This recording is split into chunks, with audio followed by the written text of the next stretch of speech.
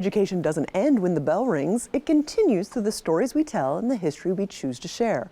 As we close out tonight during Black History Month, we're highlighting a neighbor who's using storytelling to shed light on little-known facts about Black history both here in our region and across the country. Carolina Impact's Dara Khalid and videographer Russ Hunsinger introduce us to Frederick Murphy, who uses a camera and a deep love of history to educate and inform. Bundled up in his orange beanie and cozy tan and white jacket, he grabs his tripod from the trunk and his camera from the front seat. It's a cold Carolina winter morning, but film director Frederick Murphy doesn't pay any mind to the temperature as he sets up his gear, because he knows the story he's here to capture will warm him up. So can you tell me the significance of the school to your own family history? Frederick is filming in front of the former Rosenwald School, the little school located in Pottstown, the historically Black community in Huntersville that was founded in 1909 by former slaves. According to historians, the school was built in 1925, and from 1937 to 1958, children were taught 1st through 4th grades here. One of those children was Stephanie Brown's mother, Mildred. The significance of this school to me is this was my mother's first school. And again, she grew up right here where we're standing. Thank you, ma'am. For almost 4 years, Frederick has been making connections with residents in the Pottstown Heritage Group like Stephanie to uncover history that many in the Charlotte region may not know about. Hey, what's up, folks? Welcome back to another episode of History Before Us. Much of what Frederick discovers, he shares through his storytelling platform, History Before Us, a project he launched in 2015 to bring forgotten and overlooked stories into the light. His work focuses on the history, culture, and lived experiences of marginalized communities, both here in our region and across the country.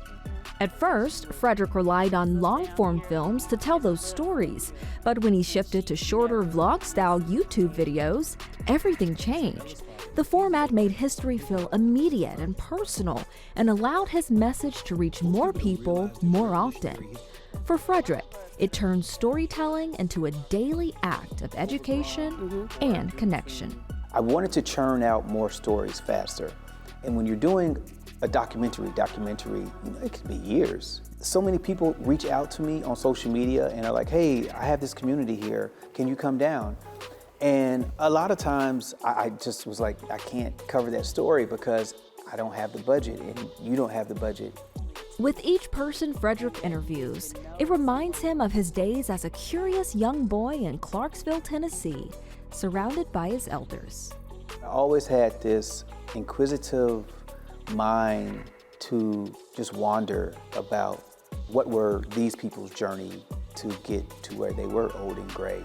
I just saw so much wisdom even in their hands, the wrinkles that were on their faces.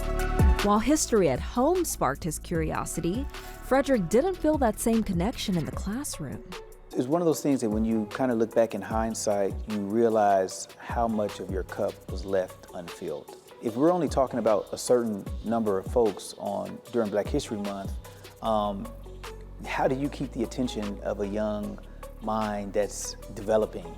Frederick recalls learning about notable figures like Dr. Martin Luther King Jr. and Rosa Parks, but that was about it, which left him yearning for more.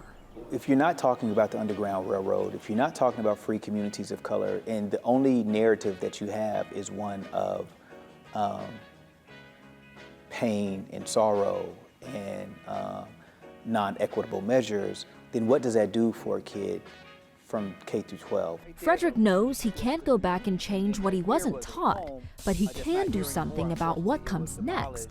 Through his company, he's trying to ensure future generations learn the stories of Black history that too often go untold. He's doing that through a growing body of work, including recent films like The Indelible Appalachians, Duality, a collection of Afro-Indigenous perspectives, and Echoes of the Forks of Cypress. Frederick is taking them to audiences across the country. It's been such an underrepresented history, and that's something to be said when you are living in a country that is considered a salad bowl of different cultures. And so we know the contributions that Black folks, Black Indigenous folks, etc., have lent to this country. And so for me, this is an opportunity for me to highlight those efforts. Man, it's great out here. Great day for a hike, brother. As much as Frederick enjoys the work he does, there is a heaviness that comes with covering historical topics that aren't always pleasant. So, getting outdoors is a way for him to decompress. Coming out here just allows me the liberation that I need to kind of think about a world with no walls. For his creative director, Andrew Smith, being out in nature sparks ideas for the company. A project that me and Fred are actually working on right now, a lot of inspiration for the trailer came from just being outside and just chilling. Like the trees that stand around him, firmly rooted and reaching upward, Frederick continues to draw strength from history and loves sharing it with others. For Carolina Impact, I'm Dara Khalid.